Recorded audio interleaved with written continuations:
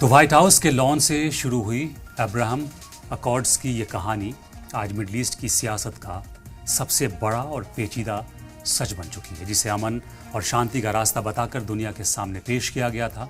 उसकी परतें जब खुली तो पीछे सिर्फ सियासी नफा नुकसान, हथियारों की होड़ और ईरान की घेराबंदी का खेल नजर आया।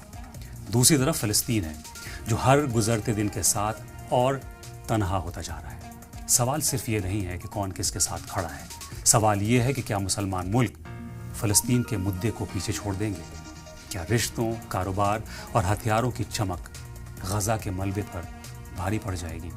अमेरिका इसे पीस डील कहता है, इजराइल इसे अपनी सबसे बड़ी डिप्लोमेटिक जीत मानता है, लेकिन दुनिया भर में करोड़ों लोग इसे फिलिस्तीन के साथ हुई बेवफाई और नाइंसाफ़ी भी कह रहे हैं। आने वाले दिनों में अगर सऊदी अरब, पाकिस्तान या तुर्की जैसे बड़े मुल्क भी इसमें शामिल होते हैं तो मिडल ईस्ट की तस्वीर हमेशा के लिए बदल सकती है। और सबसे बड़ा सवाल जो जाते जाते हम पूछना चाहते हैं वो ज़रूरी है कि क्या होगा बैतुल मुक़द्दस मस्जिद अल अक़सा का।